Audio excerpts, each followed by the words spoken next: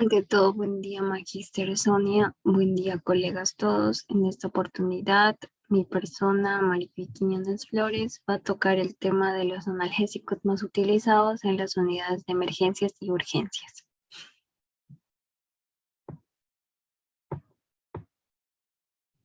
Empezamos definiendo el dolor. ¿Qué es el dolor? El dolor está definido como una experiencia sensorial y emocional desagradable. En función de la duración del dolor podemos distinguir dos tipos del dolor, que puede ser un dolor agudo o un dolor crónico. Se dice que el dolor es uno de los síntomas más prevalentes y en el medio hospitalario y asimismo en la atención primaria, y su tratamiento es uno de los problemas terapéuticos más comunes en estas unidades.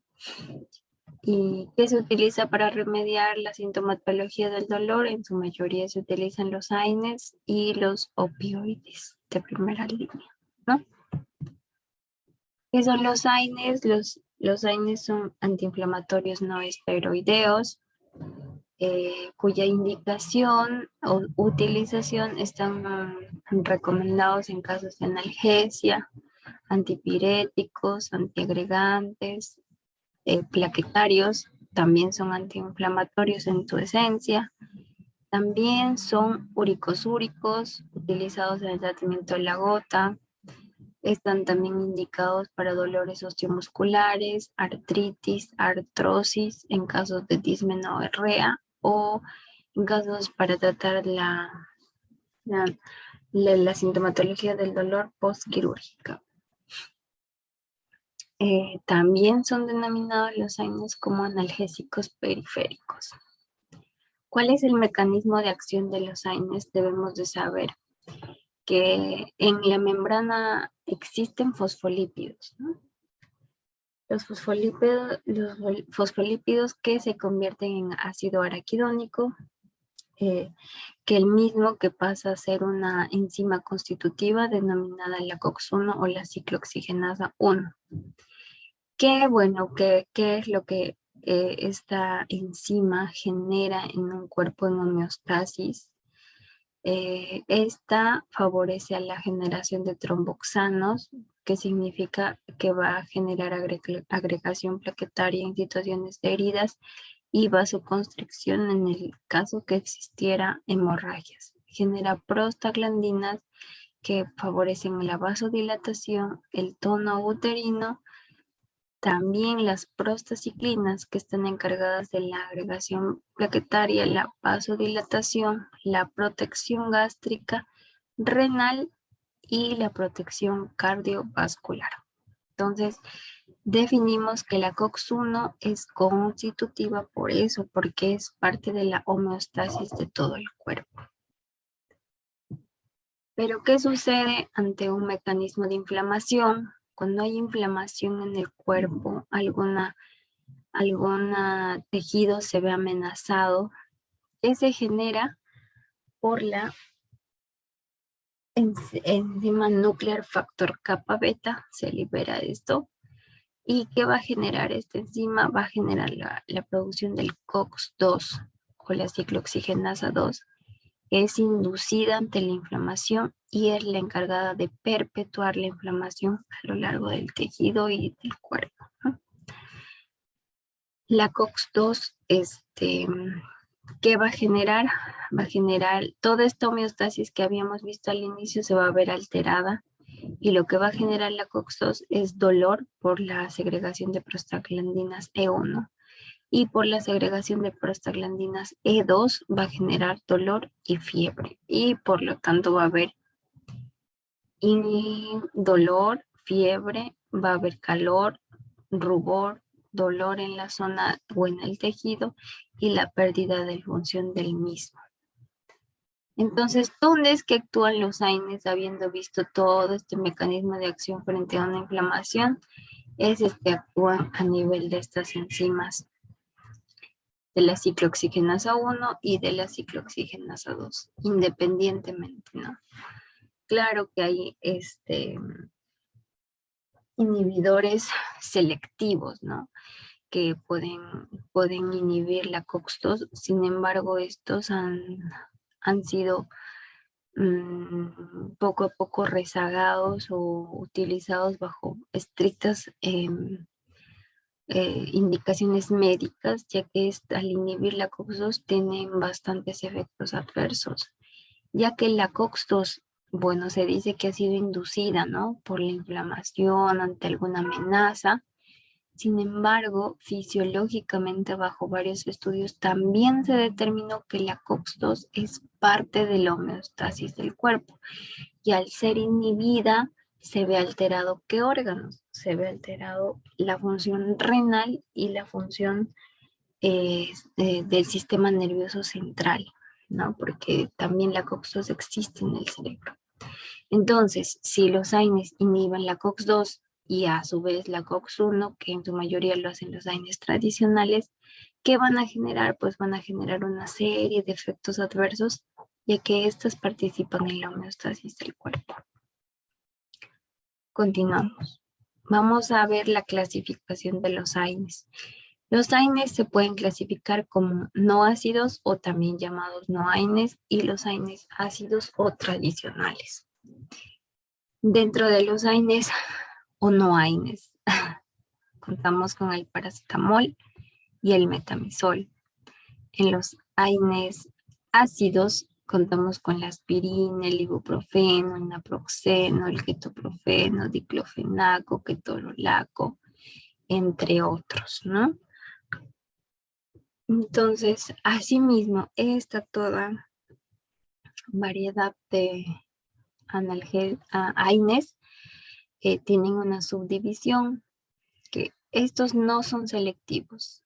Estos, los que están sombreaditos de un color medio plomo, estos no son selectivos, o sea, pueden inhibir la COX-1, la COX-2, pueden inhibirlos ambos, entonces no son selectivos, actúan a nivel de ambos, ambas enzimas, ¿no?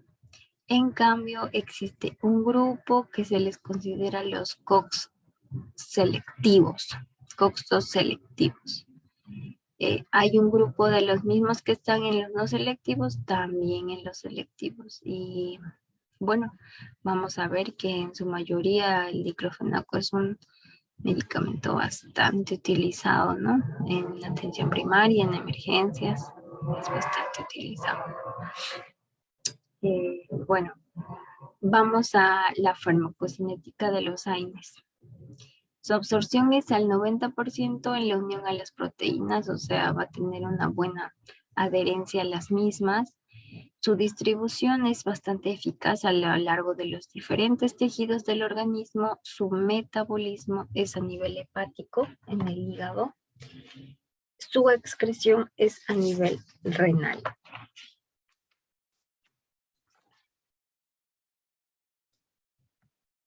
¿Qué interacciones tienen los AINES? Me parece importante a mí destacar la interacción que tienen con los antihipertensivos, haciendo que los mismos disminuyan su efecto.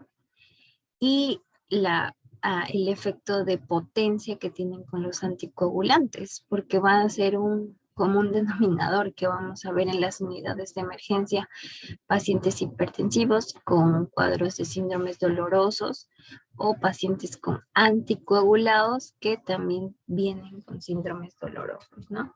Entonces me parece importante recalcar esto, ya que así vamos a poder saber, ¿no? Que cuando viene un paciente anticoagulado y le vamos a poner un AINE, las probabilidades de hemorragia en este paciente aumentan, ¿no? ¿Cuáles serían los efectos adversos de los AINES?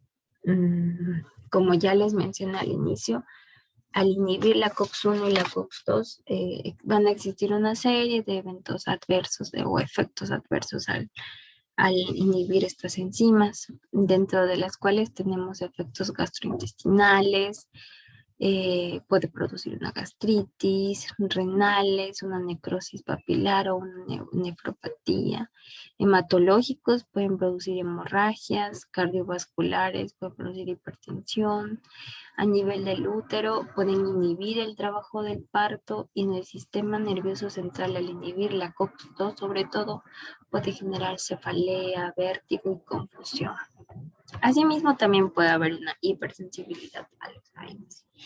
En casos en donde haya una intoxicación por AINES, en este caso por la aspirina, se puede administrar el carbón activado no más de la hora.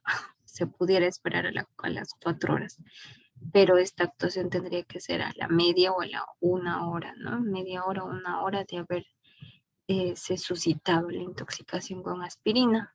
Y en el caso del paracetamol, el antídoto es el acetilcisteína.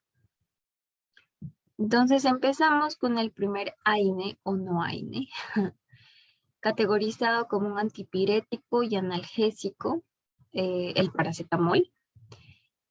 Viene el paracetamol en frascos para vía endovenosa de 1 gramo en 100 ml, para vía oral. Viene en tabletas, en cápsulas de 500 a 1000 miligramos. También vienen en granulados efervescentes, asimismo en soluciones orales como jarabes o gotitas. La dosis que se tiene que administrar es de 500 a 1000 gramos sin superar los 4 gramos por día. El paracetamol está indicado entre la fiebre o cualquier dolor de cualquier sea la etiología con una intensidad de leve a moderado. El paracetamol es uno de los medicamentos más recomendados en pacientes renales. El segundo AINE que vamos a conocer el día de hoy es el metamizol. El metamizol pertenece a la categoría de las pirazolonas, tiene un efecto analgésico, antipirético y espasmolítico. Vienen en presentación del metamizol de 1 gramo en 12 ml, que creo que es el que siempre vemos en las unidades de emergencia, pero también existen comprimidos, existen suspensiones, existen gotas, ¿no? La dosis que se utiliza del metamizol es de 300 a 600 miligramos por día. O eso es en vía oral, pero en ampollas se puede administrar de 0.5 gramos a 1 gramo vía subcutánea, intramuscular o endovenosa. La administración del metamizol se realiza diluir la ampolla que viene de 1 gramo en 12 ml en 100 cc de suero fisiológico y se procede a pasar de 10 a media hora, ¿no? Y si se va a administrar el metamizol de manera intramuscular, la inyección tiene que ser profunda, lenta y no administrar más de 3 gramos al día. Las indicaciones ante el metamizol está indicado en el dolor post y postraumático, en dolores de tipo cólico, en dolores con un origen tumoral, alguna fiebre grave o resistentes al paracetamol. La farmacocinética del metamizol se absorbe por vía oral hasta el 90%, su distribución se realiza el 58% en proteínas plasmáticas, se metaboliza a nivel hepático y su excreción, más del 90%, se excreta mediante la orina. ¿Cuáles son las contraindicaciones en las que no se debería usar el metamizol? Es en pacientes con hipersensibilidad al mismo, pacientes con anafilaxia, pacientes con agranulocitosis, y los cuidados de enfermería que debemos de tener es que debemos de valorar valorar a los pacientes su presión arterial, ya que en algunos casos el metamizol pudiera causar una hipotensión, más aún cuando el paciente está hemodinámicamente inestable, ¿no? Me parece importante mencionar que el metamizol en Estados Unidos está absolutamente vetado. ¿Por qué? Porque se considera que tiene una asociación a la granulocitosis y a la anemia aplásica. El tercer AINE que vamos a conocer es el diclofenaco, que viene en ampollas de 75 miligramos por 3 ml. También existen tableros de 50 miligramos. Esto está indicado en un tratamiento de las enfermedades reumáticas crónicas, tales como la artritis reumatoide, el reumatismo, un tratamiento sintomático de la dismenorrea, tratamiento de inflamaciones y tumefacciones postraumáticas. La dosis en el adulto es de 1 a 2 miligramos por kilogramo.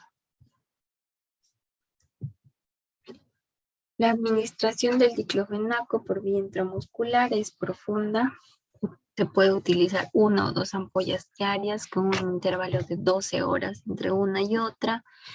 No se recomienda el uso de este fármaco en pacientes menores de 12 años, especialmente es utilizado también el diclofenaco en casos de perioperatorio.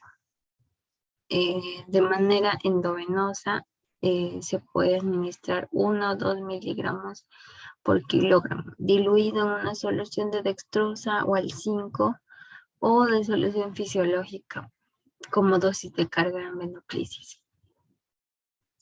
Continúan las dosis máximas de 150 miligramos por día. Nunca he visto la administración de un diclofenaco vía endovenosa, pero me parecería importante si alguno de ustedes me pudiera mencionar esa experiencia. Contraindicaciones del diclofenaco. Está contraindicado en pacientes con una colitis ulcerosa, con asma bronquial, porque en algunos casos tiende a hacer más broncoconstricción. Está contraindicado en pacientes con disfunción renal moderada o severa, en alteraciones hepáticas severas, en los desórdenes de coagulación y en pacientes que se anden recibiendo tratamientos anticoagulantes, ¿no?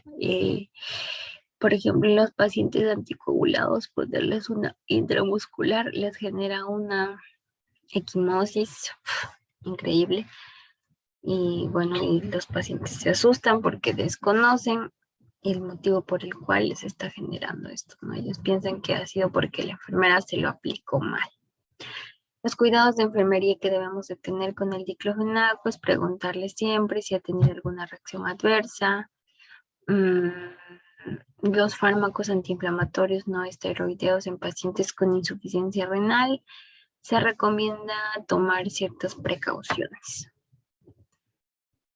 El ketorolaco. El ketorolaco es un AINE también. Su presentación viene por vía oral en comprimidos de 10 miligramos y por vía parenteral de 30 miligramos por 1 ml.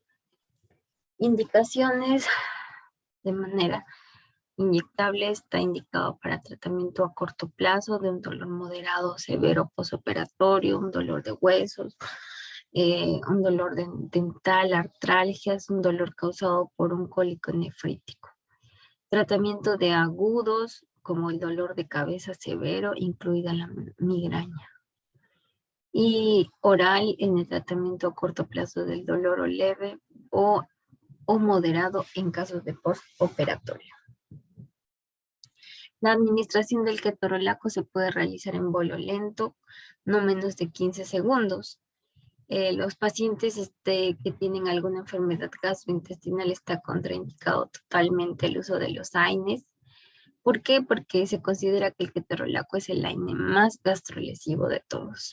Y los cuidados de enfermería que debiéramos de tener es algunas condiciones tales como el edema periférico, la insuficiencia cardíaca congestiva, la hipertensión pueden exacerbar todo si es que ella va a consumir un ketorolaco, porque la retención de líquidos se ha observado en algunos pacientes.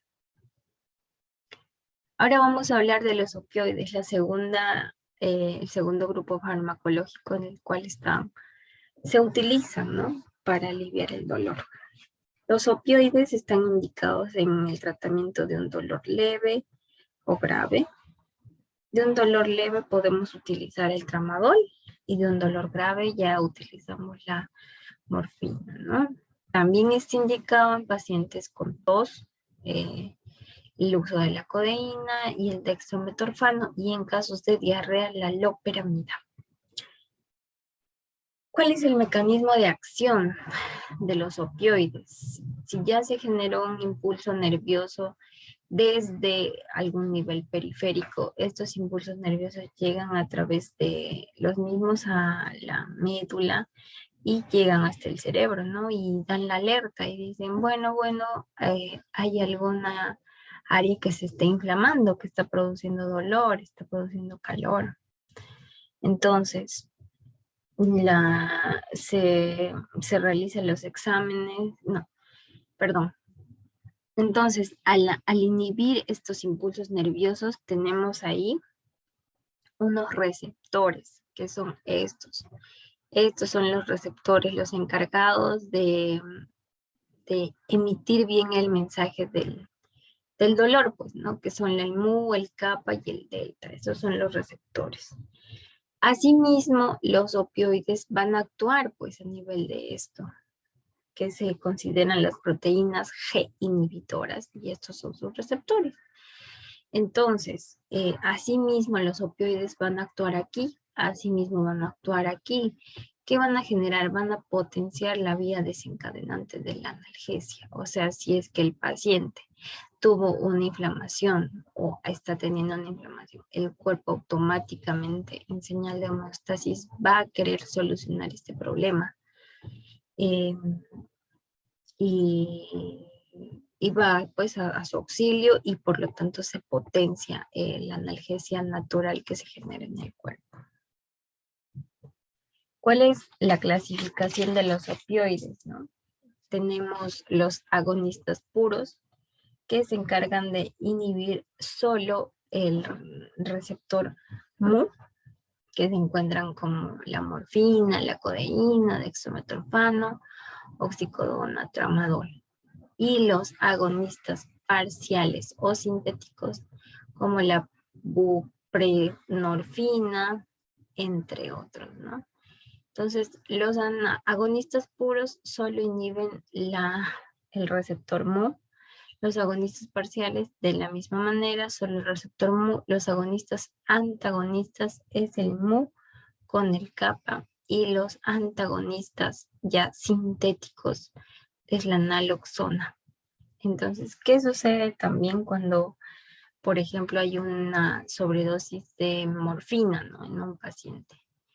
¿Quién va a ayudarnos en este caso? Es la antagonista del receptor mu. Entonces ahí va a buscar un acceso venoso en el cual usted se pueda dirigir a realizar la tomografía.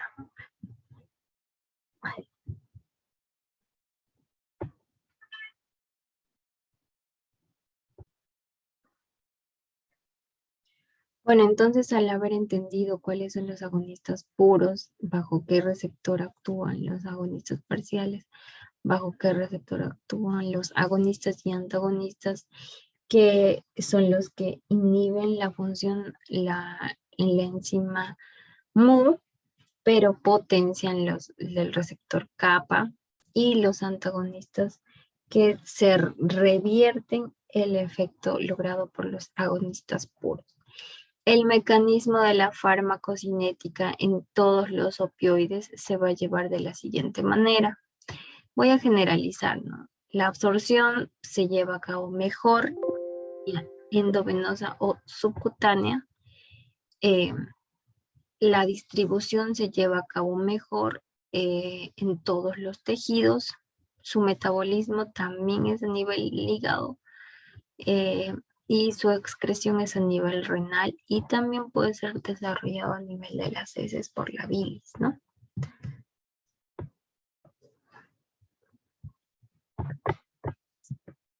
Entonces tenemos el primer opioide, que es el tramadol, que corresponde a la categoría farmacológica de los analgésicos opioides. Existen cápsulas de 50 miligramos de manera parenteral. Existen ampollas de 100 miligramos por 12 ml. Este está indicado en un dolor de moderado a severo, tanto agudo como crónico, así como en procedimientos diagnósticos o terapéuticos dolorosos.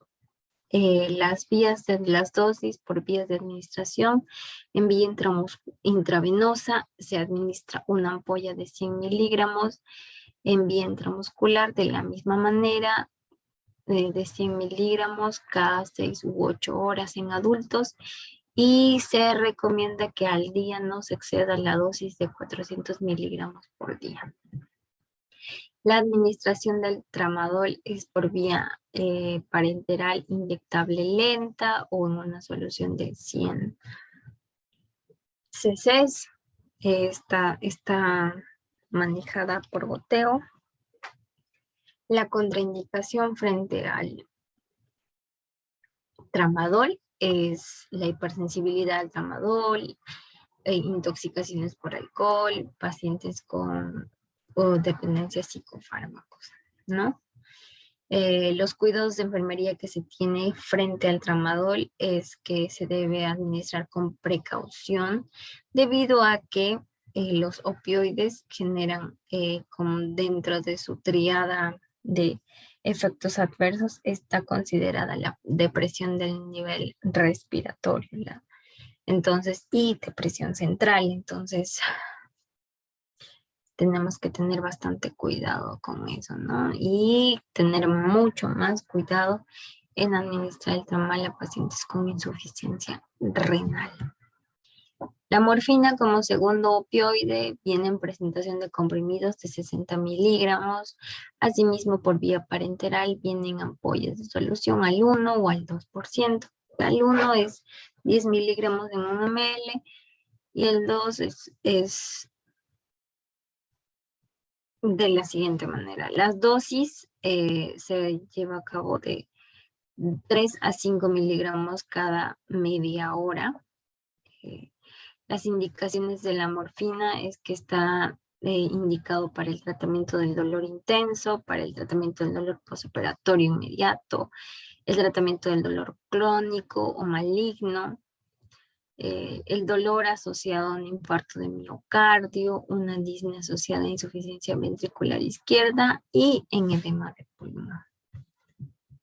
La administración de la morfina, ¿sí? Se lleva a cabo vía endovenosa, 2 miligramos cada minuto. Se recomienda diluir 1 miligramo en cada ml, ¿no? La hipersensibilidad ante la morfina está totalmente contraindicado en pacientes con depresión respiratoria o enfermedad respiratoria obstructiva grave, en pacientes con asma bronquial agudo. ¿Por qué? Porque puede exacerbar la sintomatología, ya que causan todos los opioides una depresión del sistema respiratorio. Los cuidados que tenemos que tener frente al uso de la morfina es que tenemos que ver siempre la presentación de las ampollas. En algunos casos se da 10 miligramos en 1 ml y en otros casos 1 miligramo en 1 ml. Al ser un medicamento fotosensible hay que cuidarlo bastante de la luz y se debe administrar de preferencia solo, no se tiene que mezclar con algún otro fármaco. El tercer opioide que vamos a conocer es la petidina o meperidina. Es un analgésico opioide, viene en comprimidos de 100 miligramos, en ampollas de 100 miligramos por 1 ml y en ampollas de 100 miligramos por 2 ml. La dosis es de 1 a 2 miligramos por kilogramo o de 100 miligramos cada 4 u 8 horas por vía intramuscular o subcutánea. Las indicaciones en las que se puede utilizar la petidina es el tratamiento del dolor postoperatorio y neoplásico, y en el preoperatorio está indicado como un sedante y facilita pues la anestesia. La administración de la petidina es en bolo lento de 1 a 2 minutos en 10 ml de suero fisiológico. Las contraindicaciones en las que no se debiera utilizar la petidina es en casos de hipersensibilidad al fármaco. Igualmente, esta está contraindicada en pacientes en coma, ya que por la tríada de los efectos adversos, ¿no? ¿Qué cuidados de enfermería debemos tener para la petidina? La administración intravenosa rápida o la administración de petidina a pacientes con depresión del volumen sanguíneo en otras situaciones en las que la capacidad para mantener la presión arterial está comprometida. Monitorizar la función respiratoria durante la administración. Me parece importante para mí mencionar, ya que hemos visto ahora los opioides, que también tienen una clasificación por débiles y fuertes. Los débiles son la codeína, el tramadol y la hidrocodona. Y los AINES fuertes, puede ser la morfina, el fentanilo. Entonces vamos a desarrollar un poco la escalera terapéutica. En el primer escalón tenemos a los analgésicos no opioides. ¿Quiénes son estos? Los AINES. Y se puede utilizar además la coanalgesia, que es pues la fisioterapia del manejo del dolor, ¿no? En el escalón 1 se puede tratar con paracetamol y AINES. En el escalón 2, si el estímulo del dolor no ha disminuido, pues tiene que esperar a volver a ser reevaluado por el doctor. ¿Ok? En el escalón número 2, ya se empiezan a utilizar los opioides débiles, como es el tramadol, la codeína, y también se puede utilizar fármacos del mecanismo del escalón 1, que la mezcla entre tramadol y paracetamol en la mayoría de los casos es bastante certera, ¿no? O también he visto paracetamol y... Ay, ¿cómo se llama?